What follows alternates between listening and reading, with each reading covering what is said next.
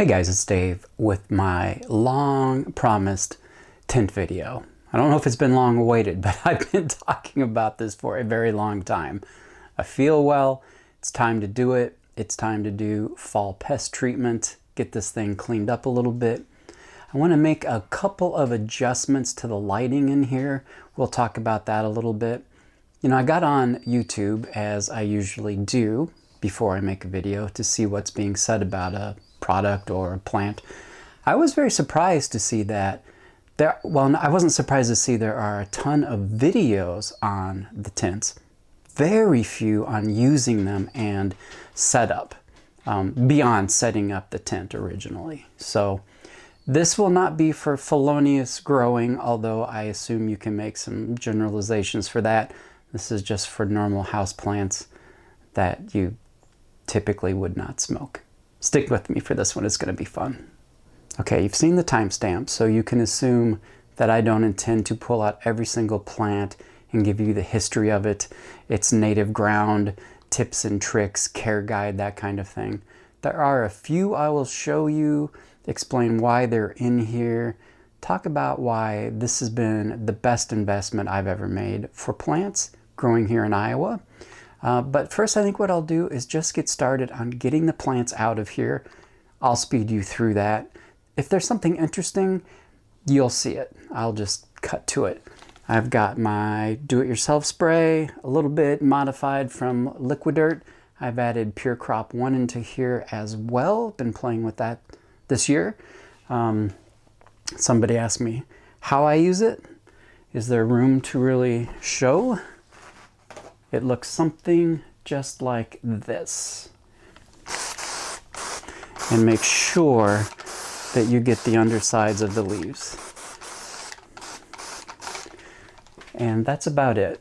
If it's one that needs to be watered, I'll go ahead and hit the soil.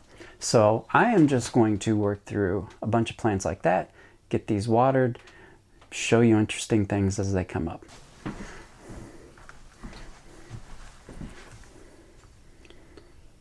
Look at that, just gifted to me this past week.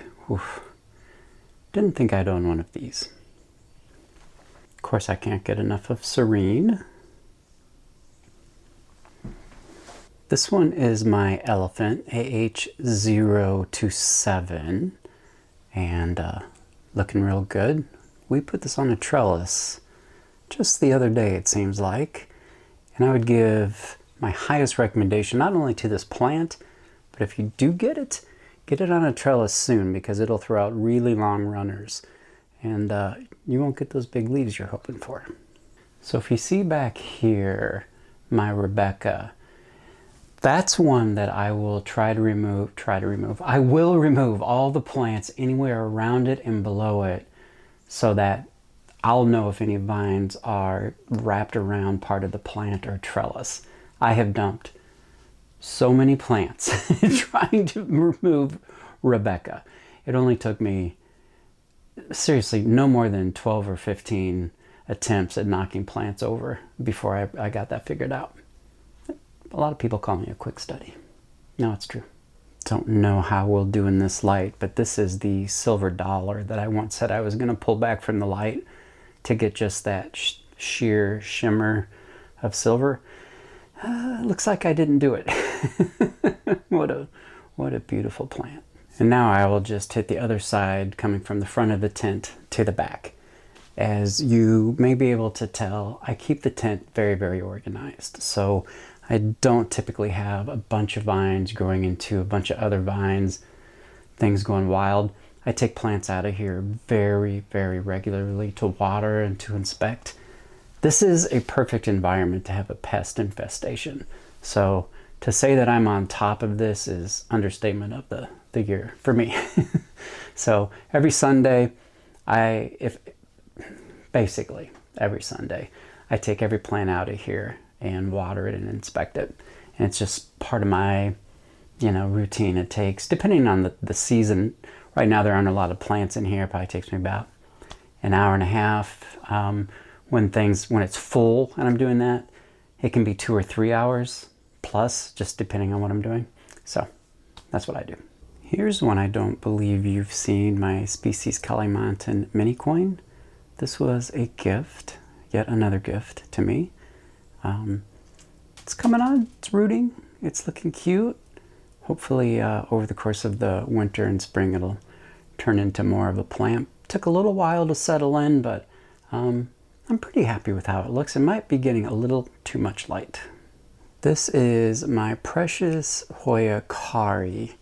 And as you can see, something's gone wrong down here. Then we have this very long internodal spacing to some very healthy growth up here. And as usual, it's growing off the little support I gave it. Two things could be happening here. Well, three things. I could be giving it too much light, but I don't think that's the case based on the growth. Could have overwatered it. That's definitely possible. I didn't feel great last week and I was kind of watering. I was just throwing it in there. It might as well have been a garden hose and I'm almost serious about that. But it also could be something I've experienced where the lower leaves support the plant while it's rooting, does its job, and then this is all new growth from this summer, and these have done their job and they're dying out. It's kind of annoying, but what I may do is see all this healthy growth here and up. I may support this for a little while, get these leaves to come out, and then chop and prop it. And I have to look at creating a really beautiful plant for next year. And I'm in it for the long game, so I'm okay with that. As long as I didn't kill this plant, this was another very, very generous gift. So everything else looks really great on this one. Just when you thought I'd stop talking about the KSB-01, it's back. Look at those pretty new leaves.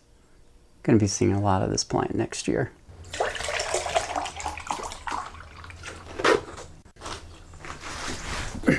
Here is one you are definitely going to see in the next chores video. This is my Verstigi. And just look how large those pillowy, fuzzy leaves are. It grosses my wife out when I say pubescent. The two it came with didn't make it. Kind of like that Kari. But then it put on this leaf and then these beautiful leaves. It needs a trellis, it needs a different substrate. I need to deal with this sooner than later, meaning I don't want this growing, 3 feet long without any nodes or, 1.5 feet in between nodes. So, but wow, what a plant. Little tricky, highly recommended anyway. Just a brief visit with Kaimuki so that we can talk about the world of favorite plants. And what on earth? Please explain this to me. Does anybody else take care of you like I take care of you? Would anybody else do that for you? I don't think so. I don't know, Fern's got a pretty nice looking one too. Maybe Fern would. Very carefully getting my Calistophylla black cat out of there. Another generous gift from a friend of mine in Iowa. This has been the spring, summer, fall of gifted Hoya. I don't know what I did in a previous life that it is coming back now, because I know I didn't do it in this one. I didn't do it in this one, but well, I've been better. I celebrated 8 years of sobriety last Monday, so in the last 8 years I would say I've improved, but not to the level of generosity I've been showered with this year. Just a lovely plant. This is another gifted plant. I'll just stop saying that. They're all gifted plants, but let's just assume they were all gifts. This is the Pan Choi, or at least formerly known as Pan Choi. This is a Bilibata, a true Bilibata. And this was just a little tiny slip of a thing, and boy, it's doing great. Really, really happy about this and really excited about this one. Okay, what I have done here is not how I would ordinarily do this. I do not empty out the tent all at once. What I would do is, I do it in order every single week. I start with this shelf, I take some back from the back shelf, and then I work and I get them all put away, or not away, set aside. and then I start working on the other shelf and then put them back as I go. So it's a much more efficient system than what I'm doing right now. I'm doing a very thorough pest treatment in the other room. It's a pain in the butt to do it this way, but again, ideal conditions for a pest outbreak, and that's the last thing any of us want. As many of you know, I do sell some plants too. People expect them to come pest-free. It's just part of the deal. And while I mentioned it a little bit earlier, I just cannot overemphasize, if you're newer to pest preventative, don't miss anything. Get the top of the leaves, that's the easy part. Get the vines, and then the hassle is getting underneath the leaves, because you can spray down a plant very, very thoroughly and spider mites or mites of any kind will live just very happily under the leaves, you know, surrounded by something that would kill them on contact. They're happy as Larry under there, so you gotta get down there, you gotta get them. Then Hoya Rebecca. Let's not put Rebecca into the ceiling fan, as if I'm tall enough to reach the ceiling fan. She just keeps going. And she has got a ton of buds on her. The weather, I'm in the northern hemisphere in Iowa, has cooled down dramatically, and she seems to like that a lot. So excited to see that. Got a little philodendron that snuck in the tent. Naughty thing. And then this gorgeous latifolia, species Sarawak. Isn't that nice? Whew, love it. Needs to be trellised, like soon, like next video. Quite recently took some props off of my Magnifica. To say that this roots quickly and prolifically, holy cow. I was not expecting this. And that was mostly not in the tent.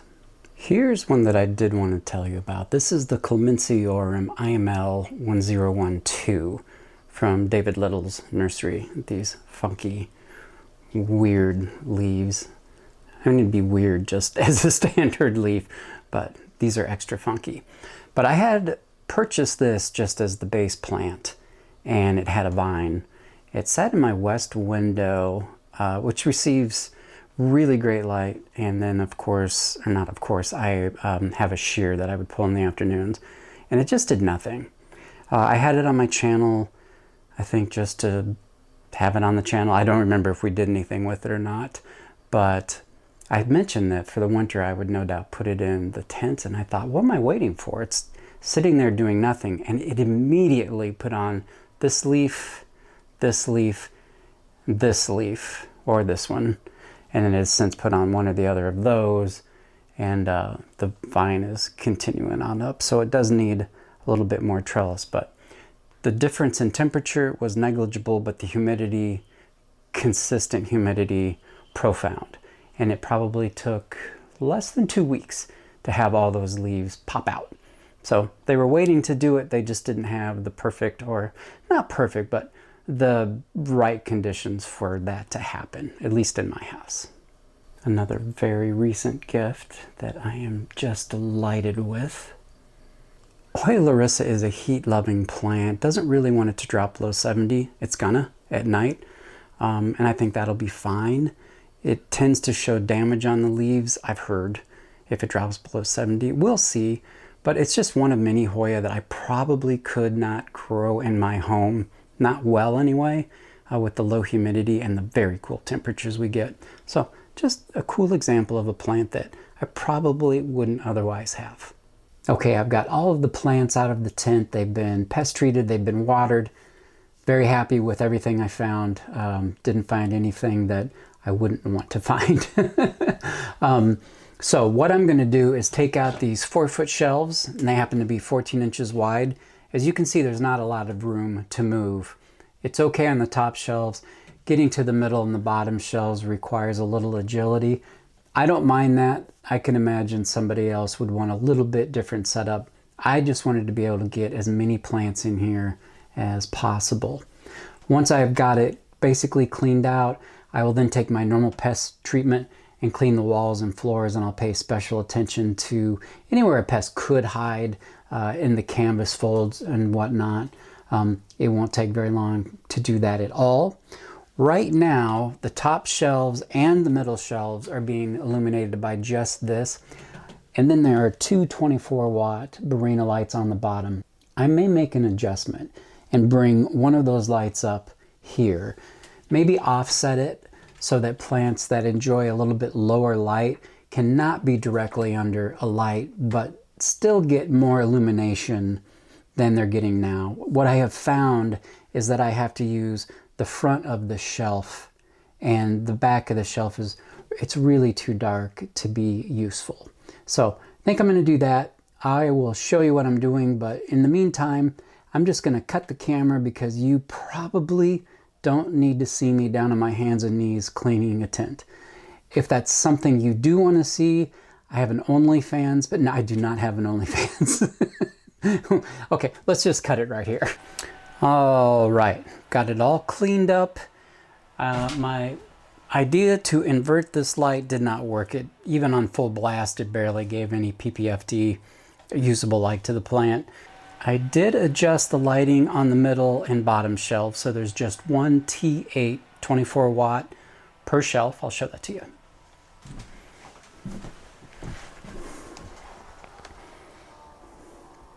So that's what it looks like, and you can hear the fan. It's got a variable speed, so it kind of slows down and it goes faster. It in theory is supposed to replicate more like natural wind. I don't know about all that. I think as long as you have good air circulation in your tent, you're fine. Now, people who are growing those consumable products like tomato plants, we euphemistically call cannabis, they have big, expensive exhaust systems. I don't. I open this tent probably every day. I kind of play in here or do something, but it doesn't need that level of fresh air like growing something that's an actual crop, in my experience anyway. And I don't know anybody who is growing houseplants in one of these tents that also has one of those big filtered exhaust systems. So at any rate, I like the lighting setup. I tested every shelf with the PPFD. I'm very happy with how much it's getting. It can always be adjusted with wax paper to kind of diffuse it. So I've done this a bunch of times, not like empty the entire tent out, because once or twice a year for that is more than enough, I would think. But in terms of where the plants go, I'm going to put them back where I like them. I'm going to probably leave some out. Rebecca's not going to go back in there.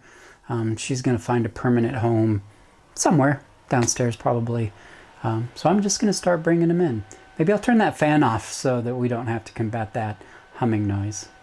Somehow I freed up a lot of space in here without taking out very many plants. I took out the big Rebecca, a verticillata that was on the ground, and I think just one I wanted to repot, a small one.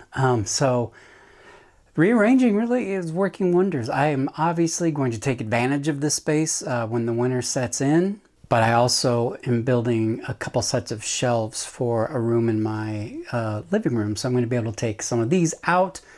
What I grow in here, obviously mostly the smaller plants that I want to kind of push to grow, like the elephant, like the Clemenciorum, a few others. But the ones that really need to be in here, the really young ones I'm just starting off, maybe it could go in a prop box, maybe not. I have several prop boxes full right now. I can see those as they get a little bit more established coming in here, kind of playing that game. In the daytime in the winter, it warms up. In the nighttime, it cools down pretty low. I've had good success.